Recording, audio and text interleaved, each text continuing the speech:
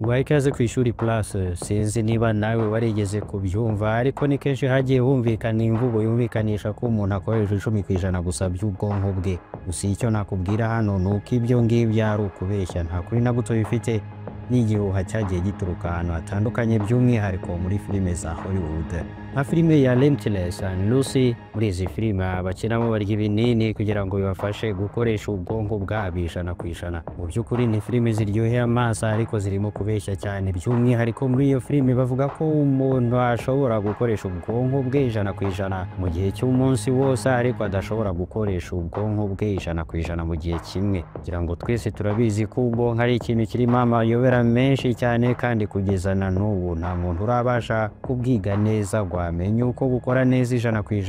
Ikintu gisa nk'igitangaje usa nkaho utaruzi uko imbaraga nyinshi umuntu akoresha zose zishirira mu bwonko, kandi ubwonko bwo ubwabwo bukaba buzi kwiyitaho, kuko ubwonko buba buzi imbaraga bushaka, bukamenya niba izo mbaraga zihagije bwazibonye cyangwa se butazibonye.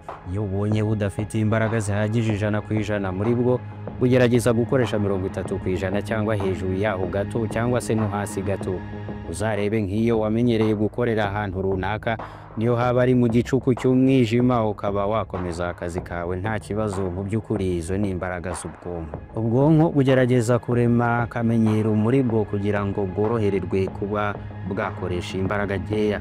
Ubwonko bugerageza gutoza umuntu kuba yakoreye igikorwa n'ubundi yari asanzwe akora atabanje gutekereza, kubera akamenyero asanganywe bitamusabye imbaraga zo gutekereza cyane ngo arushye ubwonko. Gusa icyo twavuga ni uko ubwonko budatoza umuntu akamenyero keza gusa, kuko ushobora no kukumenyereza ibintu bibi bitewe n'uko wowe ubwawe wabikoze kenshi, nko kunywa itabi cyangwa kurya inzara n'ibindi. Hamwe n'ibyo bikorwa byose ubwonko bukora, abahanga mu bijyanye n'ubwonko ndetse n'ibisi batubwira ko kugeza ubu nta muntu uramenya ubwonko 100% uko bukora. Bakaba bavuga ko ibyo tubona ubwonko bukora ari bikeya cyane ugereranije n'ubushobozi bwabwo. Ibi kandi bigakomeza kugaragaza ubuhambare n'ubuhangange bw'Imana isumba byose, ariyo muremyi wahanze muntu. Ubwonko kugira ngo bumenye ikintu bisaba kugenda gake.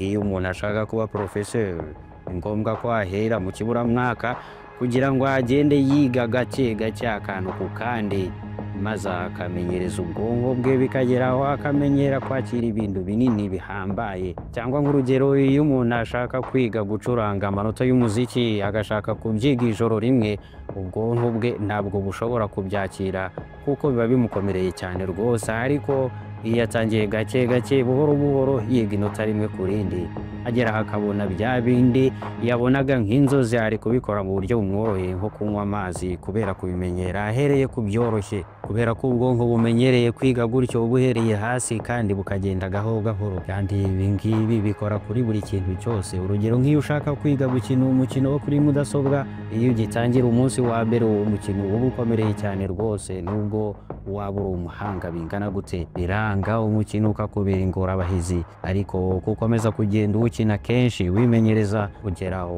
ukaba umwarimu w'umukino. Nkuko twese tubizi, ubwonko bugizwe n'ibice bibiri, aho igice cy'iburyo cy'ubwonko kigenzura igice cy'ubumoso cy'umubiri, naho igice cy'ibumoso cy'ubwonko kikaba kigenzura igice cy'iburyo cy'umubiri. Bamwe bavuga ko abakoresha ukuboko kw'ibumoso ari abanyabwenge cyane kurusha abakoresha ukuboko kw'iburyo, abandi nabo bakavuga ko abakoresha ukuboko kw'iburyo aribo banyabwenge cyane kurusha abakoresha ukuboko kw'ibumoso. Ariko ibyo byose nta kuri kwabyo, kuko aya ni amahitamo ubwonko bwahisemo. Kuri iyi ngingo nabwo umuntu ashobora gutoza ubwonko kwiga gukoresha ukuboko kw'ibumoso, cyangwa se akabutoza gukoresha ukuboko kw'iburyo, cyangwa se yewe ubwonko akabutoza gukoresha amaboko yose abiri kandi neza. Gusa ntibibagirwe ko umuntu agomba kubutoza kugenda intambwe ku yindi kugira ngo abutoze ikintu runaka, kuko umunsi umwe ntushobora guhindura gukoresha ukuboko kw'ibumoso ngo witoze gukoresha ukuboko kw'iburyo, kandi nta muntu wigeze aba umumenyi mu gihe cy'umunsi umwe. Bityo rero bamwe bakunze kwibaza bati,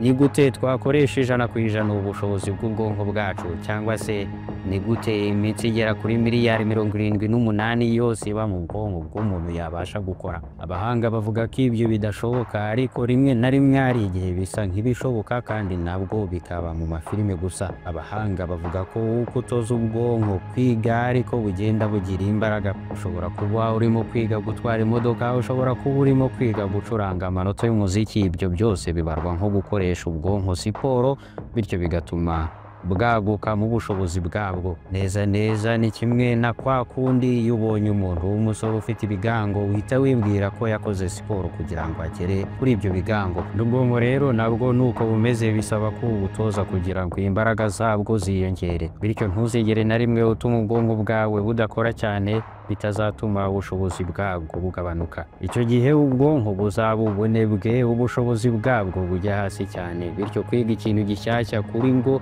biba ingorabahizi. Gusa nk'uko twese tubizi, nyuma y'imyaka 30 ubushobozi bwo kwiga ikintu gishyashya bugenda bugabanuka gahoro gahoro, ariko bitavuze ko bidashoboka, ahubwo bigenda bikomera. Bityo ni byiza ko ubwonko umuntu ahera mu bwana bwabo utoza kugira ngo ubushobozi bwabwo bube bwinshi, kuko uwabutoje niyo yagera mu myaka 30 usanga bwiteguye, bityo kwiga kwe bigakomeza kumworohera, kuko ubwonko bwe bwamenyeye gukora siporo. Ku bwonko bwe ntabwo byigeze bihagarara, bugahora bwiteguye buri kintu cyose, buba bwiteguye kwiga ndetse bukaba buniteguye kwibagirwa. Abahanga b'ubwonko n'imitsi bavuga ko ubwenge umuntu akoresha neza iyo yiga bituma yigirira icyizere muri we, bigatuma atagira uguhangayika cyane, abifashishwemo n'ubwonko bwe mu kumugenzura. Ibyo nanone bigatuma ibitekerezo bibi bimuvamo, akajya ahora atekereza ibyiza gusa. Iyo bimeze gutyo biba bivuze ko wowe ugenzura ibitekerezo byawe, maze imihangayiko yashaka kuza mu bitekerezo byawe ukayigizayo.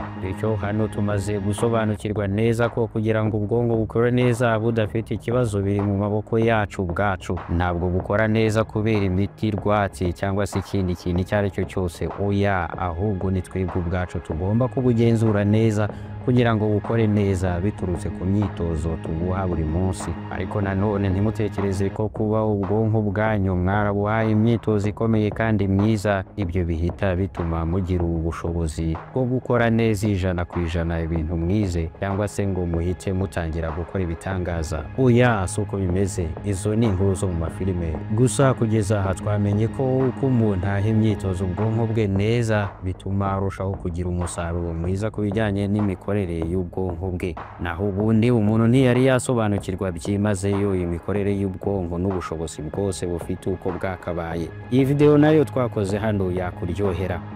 Gushimiye kubana nanjye kugeza ku musozo w'iyi video, wakoze cyane. Gusa niba ari ubwa mbere ugeze kuri iyi channel, ugenda udakoze subscribe, kandi wibuke gusangiza abandi iyi video, waduha n'igitekerezo muri comment, cyangwa se nanone ukaba wanadusaba kuzavuga ku ngingo runaka wifuza. Bye.